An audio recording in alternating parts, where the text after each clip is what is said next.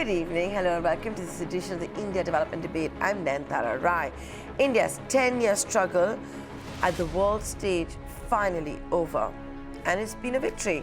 The United Nations Security Council has put the dreaded terrorist and JeM founder Masood Azhar in the global terrorist list, with China supporting India's demand. This tag means Azhar will face the travel ban and assets freeze as well as an arms embargo.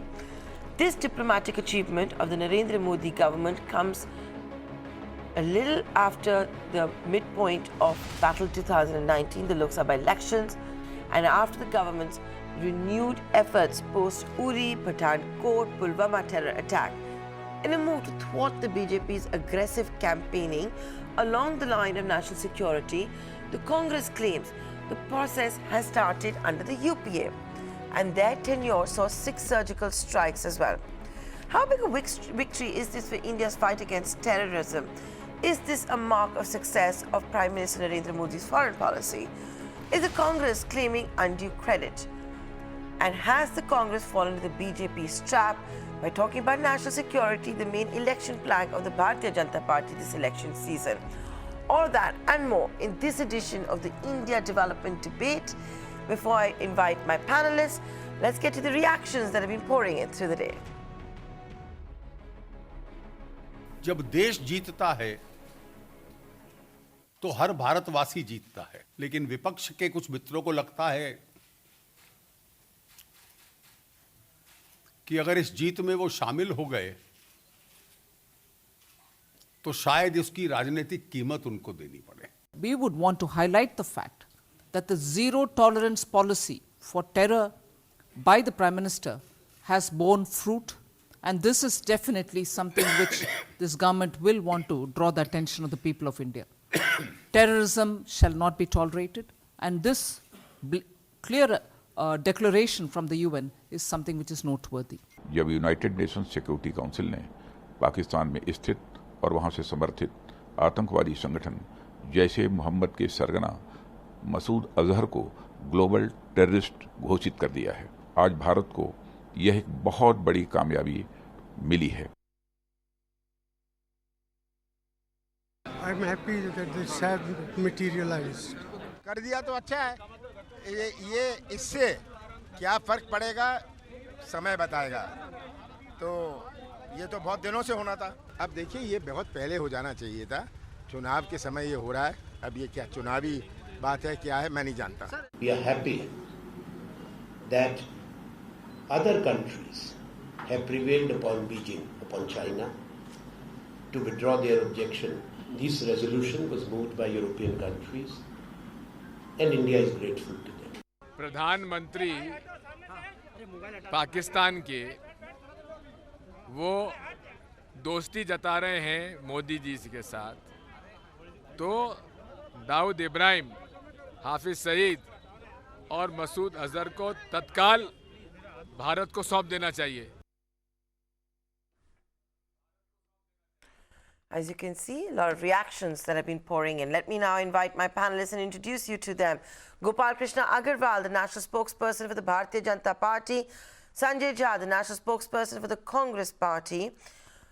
Funchok Stopdan, the former ambassador to the Republic of Kyrgyzstan. And Bharat Karnad, the research professor in the National Security Studies, the Center for Policy Research. Gentlemen, thank you so much for joining us here on ET Now. Ambassador Subdan, I'm going to come to you first. What did you make of what is going on today? But I would rather focus with you on, for getting him tagged as a global terrorist, a lot of diplomacy would have been needed on the India front. Is it only Narendra Modi's way? Is it a win for his foreign policy? The US has also claimed victory. How are you reading all of this?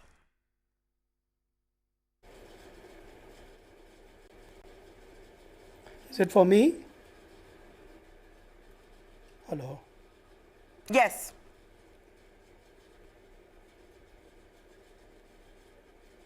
Oh, yeah. Well, I don't know. This is the election time, so people will talk about politics, but I don't want to get into this. What I could understand from what Ambassador Akbaruddin said in New York yesterday, is that this is a hard work done by Indian diplomats for last 1 decade, over 1 decade. So I think it's a collective effort by everyone, those who are in the government, those who are in the bureaucracy, everywhere. I think they have put in a lot of effort to come to this stage. Well, I think the government of the day will make some political score, but I don't know that aspect. But surely you can't stop them either.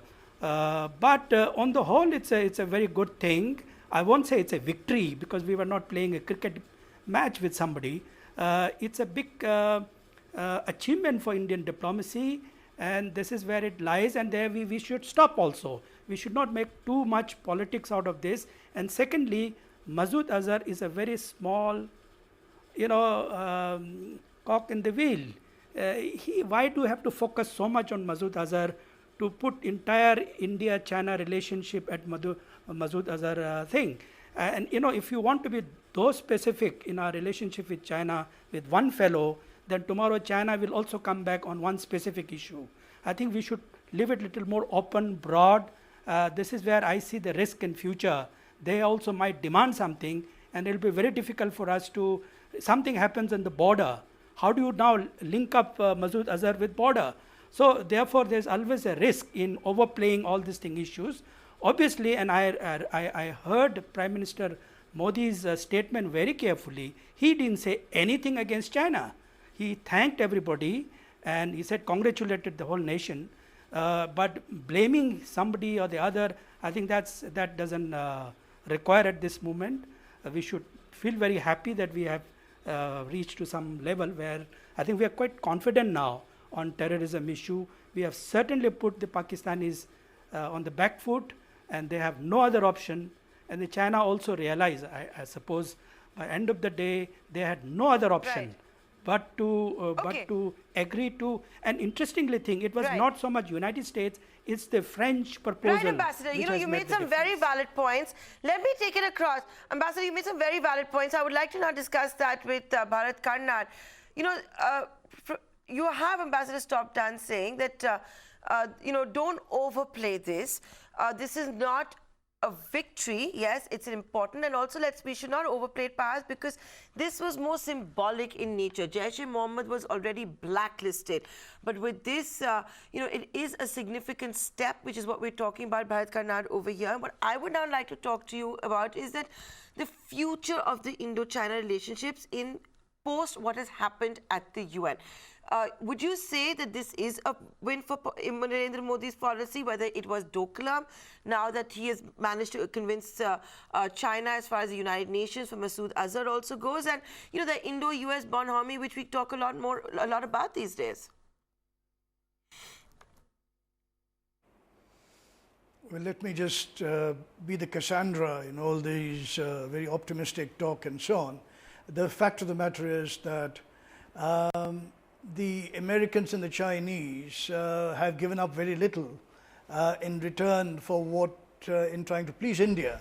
And what India has sought is a very small thing, really, in return. The American senior officials, I heard them say that now that we have cornered Masood Azhar for you, we'll expect much more give on in other areas like trade and security, etc.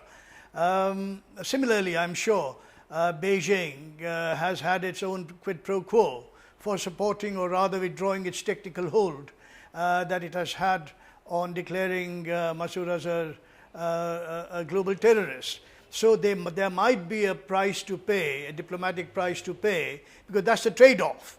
All diplomacy is a series of trade-offs. So what have we actually given to the Chinese or to the Americans in return for their trying to please us on this very small issue? And I say this is a very small issue because,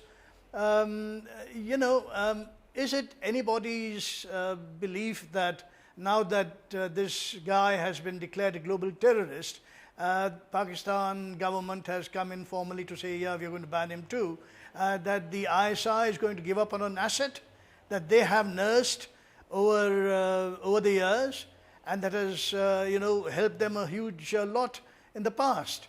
So I think we tend to get elated by small victories, small successes, without seeing, rather contemplating the price we may have to pay and the costs that are going to be imposed on us, and the fact that nothing has changed on the ground.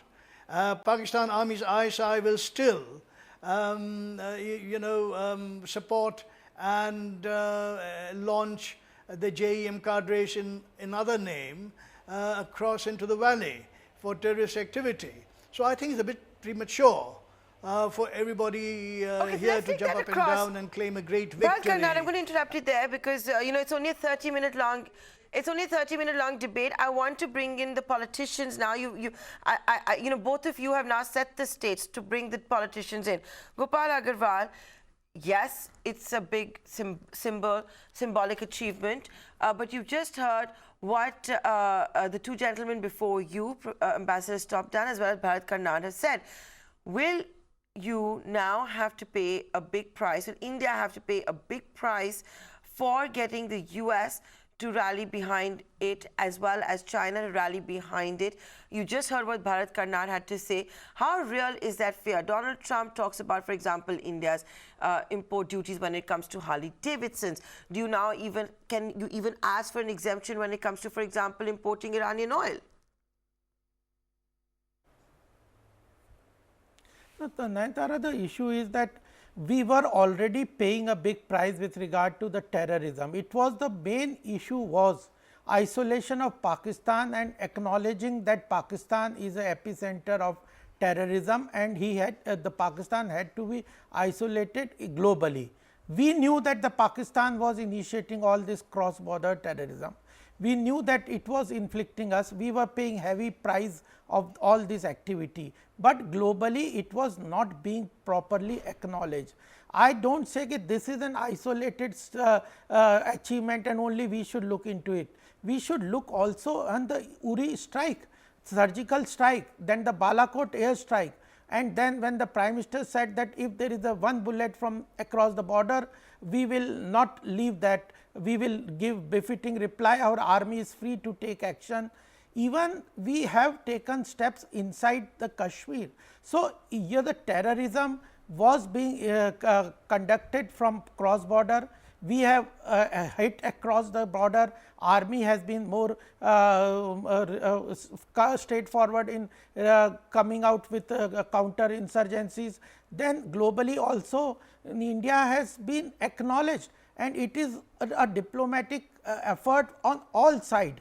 Even economically we are growing. So, cumulatively everything has to be seen in that light. You cannot say we should not, if it is a small step, anybody, Mr. Bharat says it is a small step, that does not mean that we should not take or we should not be happy with that step.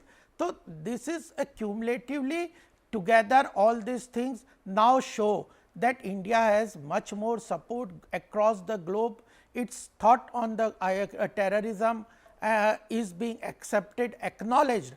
It may have been accepted many places, but it is openly being acknowledged. That is an important message. So let's go to Sanjay Jha for that. Sanjay Jha, how's the Josh?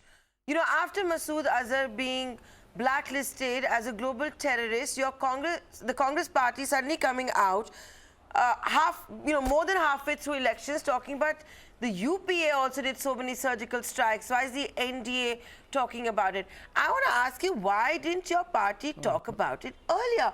Why are you only talking about it after Masood Azhar has been tagged as a global terrorist? Do you not look like spoiled sports today?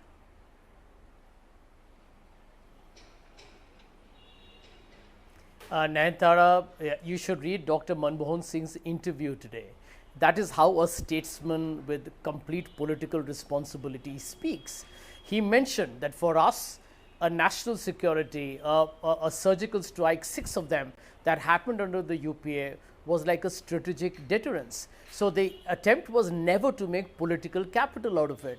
Now, you asked me this question, please don't blame the Congress party. Some of India's most eminent air chiefs, army chiefs, and our naval chiefs have said the same thing in a letter to the President of India, no less, saying, please stop politicians from trying to milk military endeavors. And I think this is something that the BJP needs to hear loud and clear. Now, let me answer your question on Masood Azhar. I think both the gentlemen who spoke earlier on the panel, I think made very pertinent points. Now, number one, let me tell you this, Masood Azhar was released by the BJP government.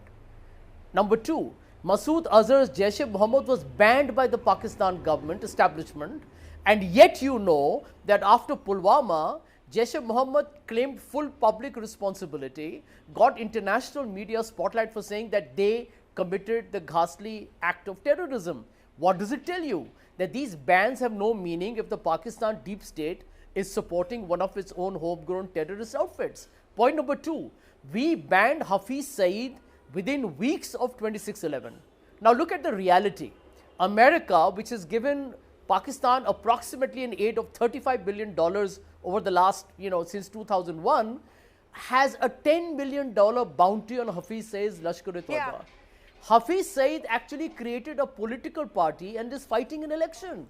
So you can see in broad daylight that if the ISI and the Pakistan army cared 2 hoots for United States of America, which is the biggest influence on Pakistan, you think they actually cared for any of these, putting, Masood Azhar on a global terrorist list? It has no impact. The end of the day, that is the we're running out of time. factor. You made some valid points. So let me go across to Ambassador Stopdan. 1 minute, Sanjay. I'm going to come back to your final comments. Let me go across to Ambassador Stopdan. Ironically, we're talking about Masood Azhar and the tagging of him as a global terrorist on the 8th anniversary of Osama bin Laden's death in Pakistan when he was killed by the US forces. Bharat Karnad raised this point, Ambassador Stopdan. So I want to ask you, is this really going to have an impact on terrorism? How big an impact is it going to have? Considering Osama bin Laden was executed on Pakistani soil, you've got Masood Azhar now being tagged as a global terrorist. Okay, Pakistan is also banning him. But what's going to be the impact of this across the border for India, you think?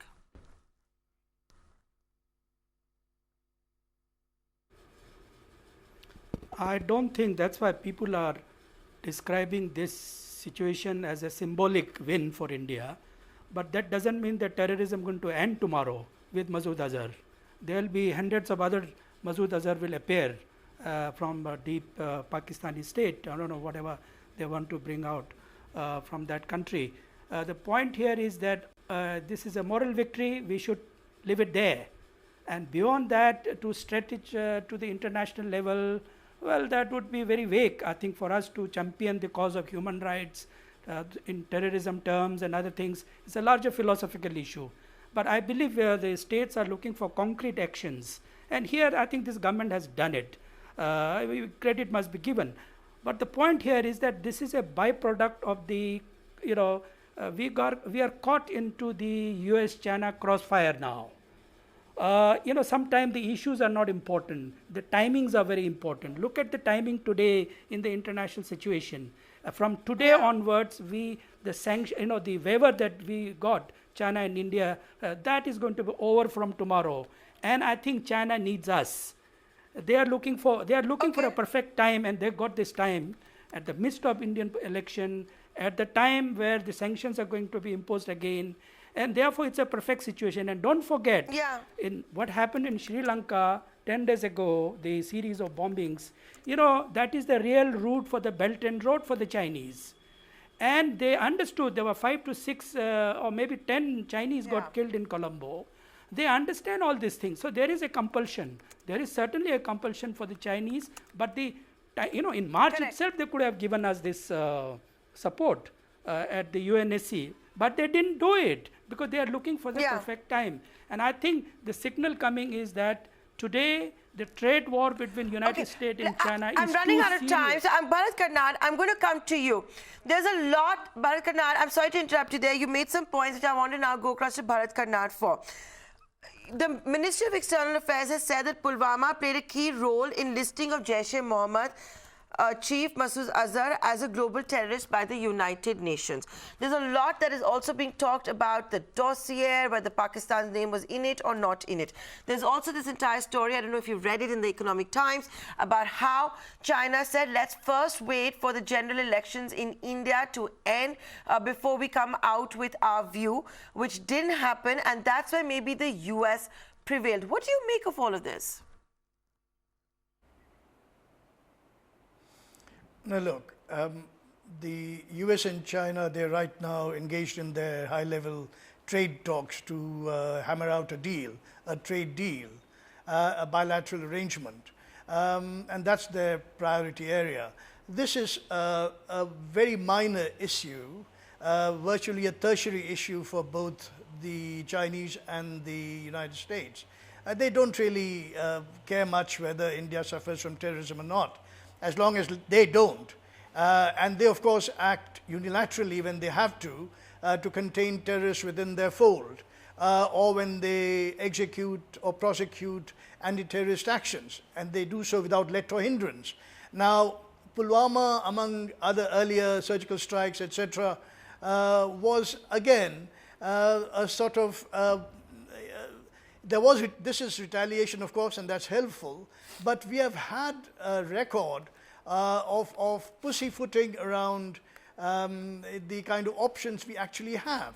We have never really quite gone ahead and worked punitively against Pakistan to make Pakistan hurt in their support for terrorism. But that's their state policy of asymmetric warfare. So yes, because even when Hafiz Saeed was banned, I doubt very much.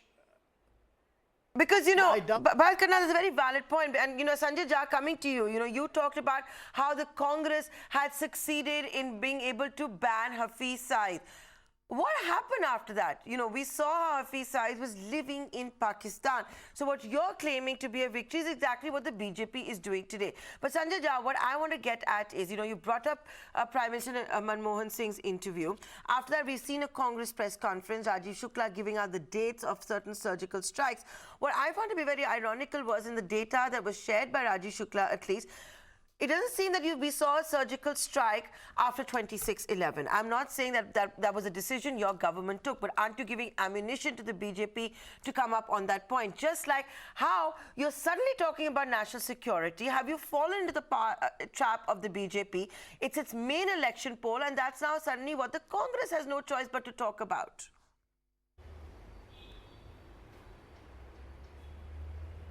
Nayantara, listen, when you're in politics, and you are facing 24/7 media scrutiny, you don't make every statement merely to, kind of shape a political narrative. You also have a responsibility to share appropriate information with the public of India. You don't want them to be misled by some kind of slanted propaganda. I'll give you one example. I live here in Mumbai, and Narendra Modi, when the 26/11 attacks were still on, and he was the Chief Minister of Gujarat, was giving a press conference outside the Oberoi Hotel, blaming the government. Now, you want to talk of politicization? I think that probably was the most brazen manifestation of it. But let's come to the Masood Azhar issue. What has the Congress said? The Congress has said, listen, if you really look at even the UN resolution, it does not mention Pulwama. It does not mention Kashmir. And those have been the principal targets that I think clearly was on Masood's agenda. So what are you talking about? It is actually a dilution that in a great number of ways makes India look fairly compromised. I think it's an embarrassing gaffe. I mean, is that the trade-off to have him branded as a terrorist, to allow Narendra Modi to start making, a political speech within 1 hour of the announcement. I saw it yesterday. I was on a TV show, and the moment this news came, Modi started making all kinds of sarcastic observations on previous governments. I want to tell you this, whichever party is in power, in the past, in the future, I can tell you with full responsibility, will never compromise on India's national security. Which is why I feel it's hugely regrettable that the BJP is actually mocking the leaders of the past. Correct. And when Arun Jaitley says invisible surgical strikes, he's insulting the army of India. He's insulting the entire defense services of India. Gopal Krishna Agarwal, how do you react to those charges that are being made? Though Sanjay Jha, I did notice that you've not talked about national security as a poll plank, which the Congress suddenly has no choice but to talk about in election season. We're running out of time. Final comment from you, Gopal Krishna Agarwal. Why are you politicizing this so much? It is not politicizing. If you are discussing national security and your actions and army's actions or the diplomatic actions, you have to discuss. How do you discuss national security if you do not discuss what is the ground level actions? So, this is the point. This is not politicizing, this is discussion. Second thing I want to say is, when Mr. Jha says that it is a strategic deterrent that we did, but that deterrent, if it is not effective, what is it deterring to? Third thing is, when they are saying that we did the surgical strike at this point of time, if they are bringing out, then it is a political motive. Sir, that will you they are apologize talking. for Pulwama? Third, fourth is, the defense ministry has RTI. No, wait, the fourth thing is that the defense will you ministry apologize for army Gadchiroli? has in the RTI reply said no surgical strike took place. The fifth point I want to make is that nobody outside is going to fight our terrorism fight. It is for us, our countrymen, those General who have Bikram to fight Singh that has said that. battle against Is whatever the BJP forces. challenging And General the sixth Bikram point I Is want the to tell BJP challenging Mr. General Jha, Bikram Singh? I did not interrupt with Is the within BJP you. challenging You should General keep your Bikram bloody Singh's mouth credibility shut. here? You should not speak in between. The thing is, the sixth point I want to tell you is, let's not bicker. My producer on, you could call it divine intervention by my producer. She's saying we're running out of time and I have no choice but to end this debate. But Gopal Agarwal, I think you made all of your points, as did Sanjay Jha. If I had more time, I would have liked to talk more about terrorism and, of course, the ugly form of Maoism that, was resurrected yesterday in Maharashtra. You can't just talk about terrorism, which is cross-border. We need to make Indians feel safe within our borders. With the new resurgence of Maoism as well. That'll be a different debate, but I'd like to thank all four of you for joining us here on ET Now. Many thanks for watching. That's the first leg of the India Development Debate.